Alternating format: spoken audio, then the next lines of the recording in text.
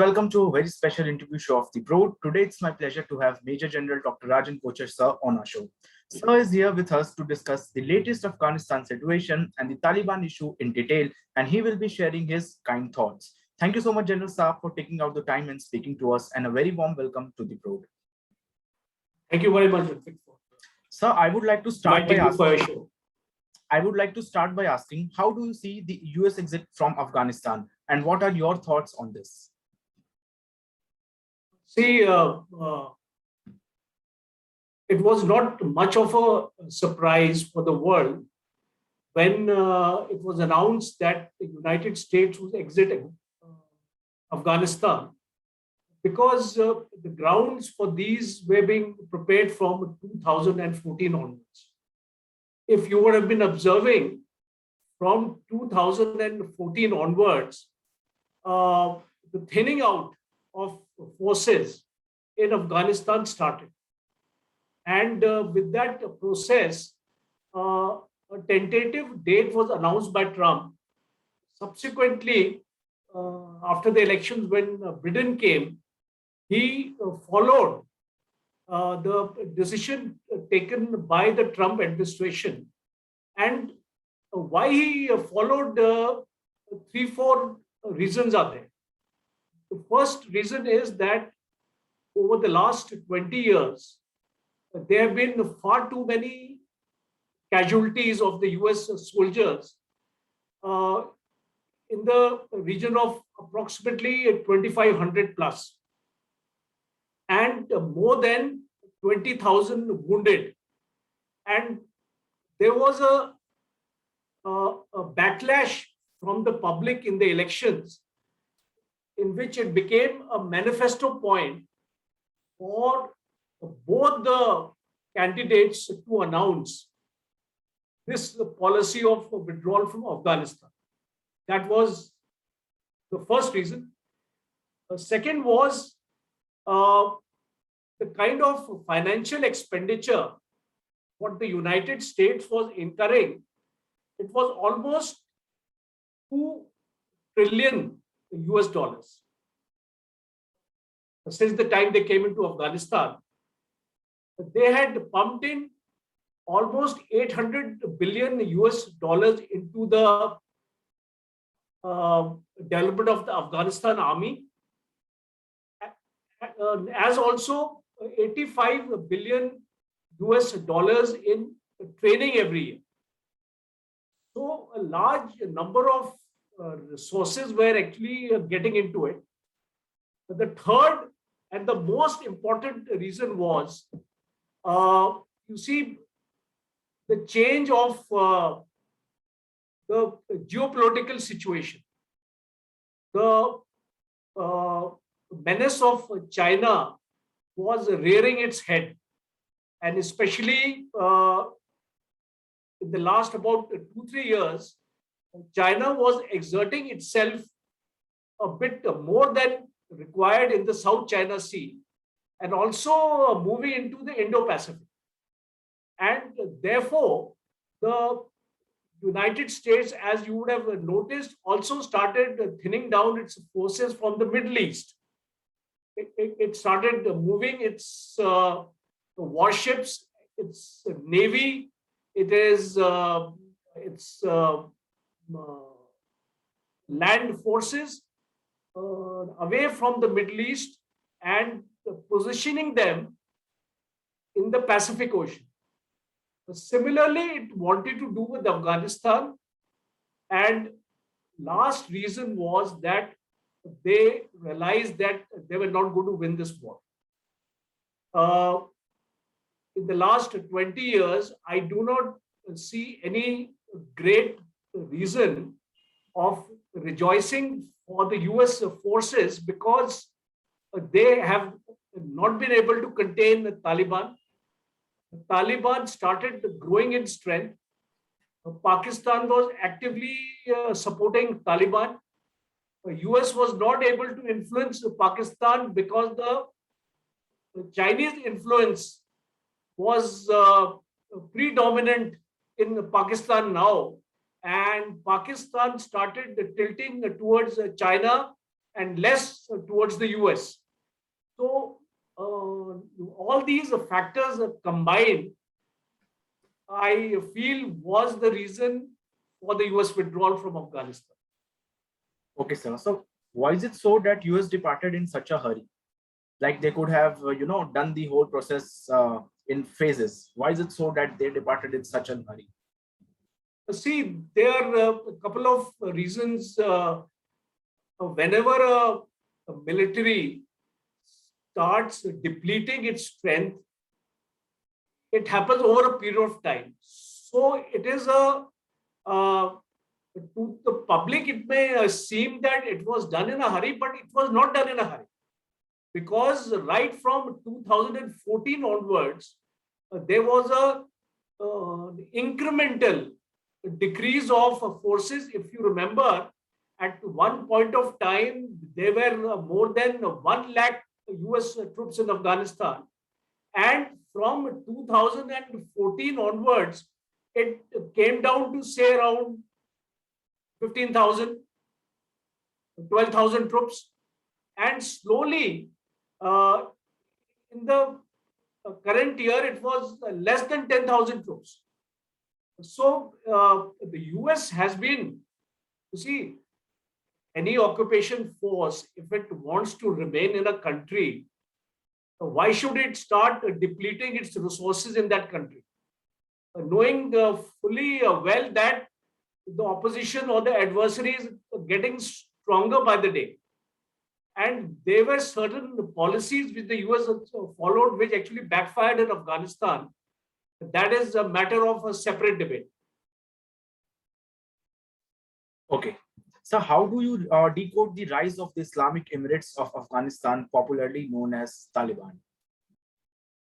See, I would, a very good question, Ritwij, because we need to understand the psyche of this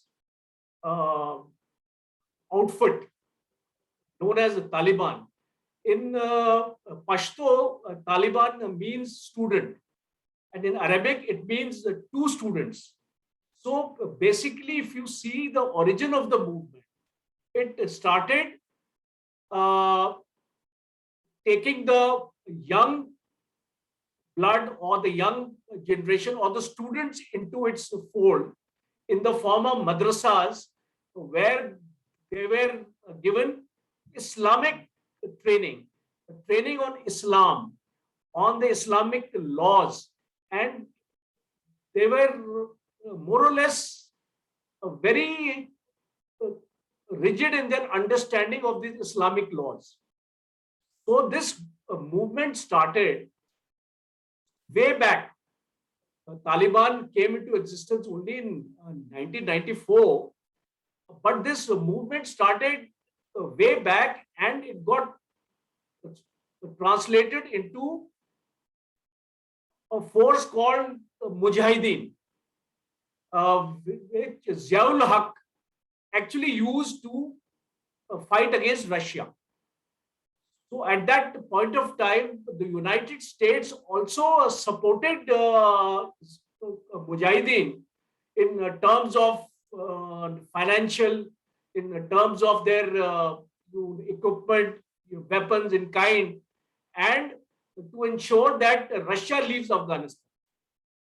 But this movement of Mujahideen, once in 1990s, Russia was out of Afghanistan, this Mujahideen was not able to be cohesive unit, and therefore, with the help of the ISI of Pakistan, it got transformed into Taliban in 1994. They were the same people, the Mujahideens only, who became Talibanis. And if you see, the majority of the Talibanis are Pashtuns. So they are of a particular tribe. And in Afghanistan, there is a tribe warfare, a very strong tribe warfare. 4 tribes are there. Tajiks are there, Uzbeks are there, Hazaris are there. So Hazaris is a minority. So these Pashtuns, they started targeting the Hazaris, and they weakened them. And in turn, from all the support they got from Saudi Arabia and UAE, were the two countries, if you remember, which recognized the Taliban, Taliban 1.0. No other country apart from Pakistan, UAE, and Saudi Arabia recognized this regime. And that is how it became strong and ruled for almost about 5 years till 2001, until Al Qaeda happened, and they refused to hand over Osama bin Laden, who was part of Al Qaeda, and then of course remaining in history, so you are aware of it. Yeah. So will Taliban change their strategy in their second tenure, or they will continue being the same what they were before? Because there is a lot of buzz on this thing that Taliban 2.0. You see, the buzz is all media created. You have to understand the brass tacks. You have to understand the situation in Afghanistan. You have to understand why Taliban has come back. See, a brief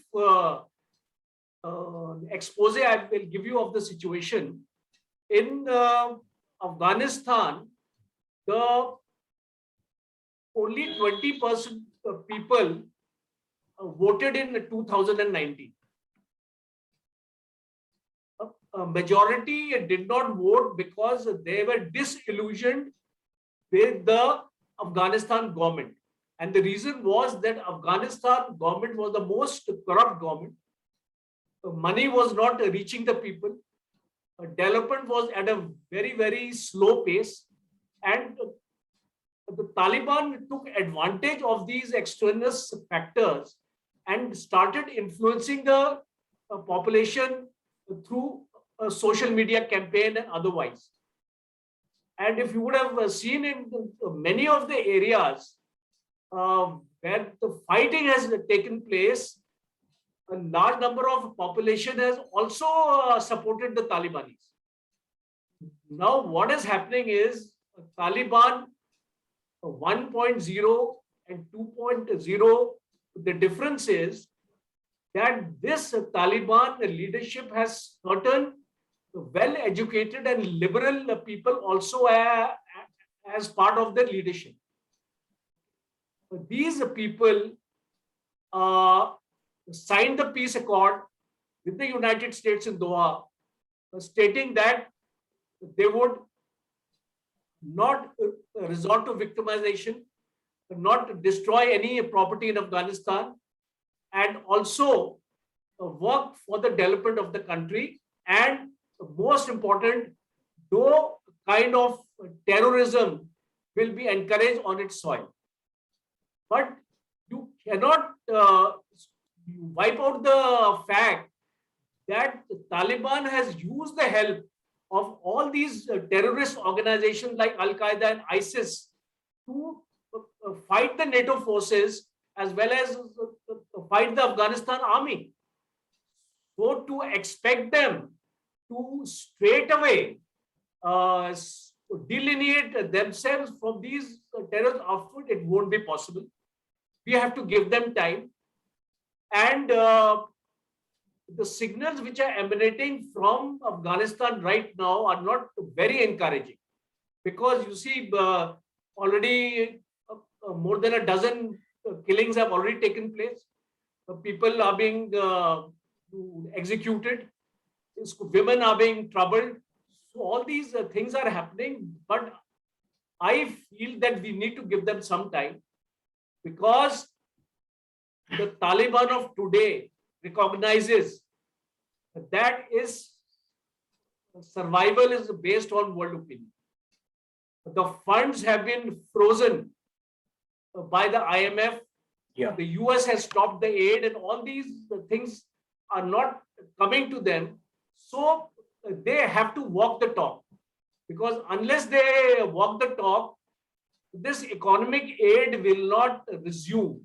And right now, the US is supporting Taliban because US wants Taliban to establish itself because there is no alternative left for the United States now. Therefore, United States to a large extent will try to coerce their leaders, try to persuade them to follow a path what was decided in the peace agreement. And therefore, Ritwij, I feel it would be too premature to say that this Taliban will be the same or it will be different. Let's wait and see. Okay, sir. So what are your thoughts on religious fundamentalism? Like, and how big of a threat is it to a democratic country? Because the whole debate is again around the religious part of it. It's a topic which you should not be asking a Fauji, because basically in the Indian Army, we are secular. We have got Muslim troops. We have got Sikhs. We have got Hindus. We got Christians, and we pray together. We have a Sadh Dharm Sthal where a Gurdwara, a Mandir, and a Masjid are all co-located, and we celebrate all festivals with equal josh. But this question is relevant to the Indian context. We recently came across this outfit called the Tablighi Jamaat. If you remember, in COVID times, they were the ones who were congregating in large numbers, defying all sorts of curfew orders, all sorts of restrictions, and spreading COVID like anything. So we have such kind of groups in various states. Deoband, you know, is a place in the UP where this kind of ideology is practiced by many of the Muslims there. So we have to be very, very careful in our country today, because the Islamic fundamentalism is being seen as a bubble today. Be it Kerala, because a lot of people from Kerala joined the ISIS, you would be aware, and now all the ISIS prisoners in Afghanistan have been released by the Talibanis. It was in the news day before yesterday. Yes. So these have implications for our country. And Islamic fundamentalism is being propagated by certain Muslim nations today, and without understanding that the future of the world today is not based on religion, it is based on economy. You have to have a good economy. You have to make the life of people better. Their standard of living has to improve. And unless you do that, it can be only done through economic progress. So any kind of fundamentalism which is being propagated in our country, it has to be curbed with a heavy hand. And the government was recently discussing a uniform civil code. It is time of the hour now to discuss these things and to ensure that we don't have this kind of fundamentalism in any part of our country. Okay, sir. So India has maintained a neutral stance in the Taliban scenario. Why is it so? I mean, why can't we support Taliban or we oppose them clearly? What are we afraid of? See, Ritwij, it's too early days because we really don't know who is the leader who has emerged now. Because in Taliban also, there are a number of groups, and right now, Vice President Saleh has declared himself as the interim president, and he has gone to Pansir, and with Northern Alliance. Masood, Ahmad Masood, he is regrouping there. Already more than 15,000 fighters have been collected there. A lot of people from the Afghan army have also joined them, because most of the Afghan army are Tajiks, and this Pansir is a stronghold of Tajiks. Yeah. And the Rashid Dostam is also joining them, and so like that. So it is a fluid situation right now, because we exactly don't know when a stable government will be formed in Afghanistan, and that is why India cannot open its cards now. The second aspect, important aspect, is we have today more than 400 developmental projects running in Afghanistan. A huge amount of our money, $300 billion, has been invested in Afghanistan. So India's concern is for the people of Afghanistan, for the development of Afghanistan. We have actually built their dams. We have built their highways. We have built hospitals there. The parliament has been built by us. Water supply schemes have been started by us. Power generation schemes have been started by us. So there is a great deal of Indian investment there, and we would want these works to carry on, and that is why India will have to wait to see certain positive signals emerging from Afghanistan as far as the Taliban is concerned, because in the present state, I don't think India can recognize this government there. It will have to wait for some time. The world powers are also waiting. To that extent, even China, Pakistan, Russia, Turkey, and Iran, who are supposed to be favorable to Taliban, have not yet announced their recognition to this government. So that is why India is waiting, India is observing, and recently there was a statement from the Ministry of External Affairs saying that we'll have to adopt a wait and watch policy. Okay. So how can United States and India work towards protecting the rights of the citizens of Afghanistan if there are human rights violations? Yes, it's a very pertinent question, because human rights, in times to come, we'll have to watch in case any kind of violation is there. And there are organizations in this world. Amnesty International is there, other organizations are there, under the UN also. So they would all be observing what is happening in Afghanistan. And today, I believe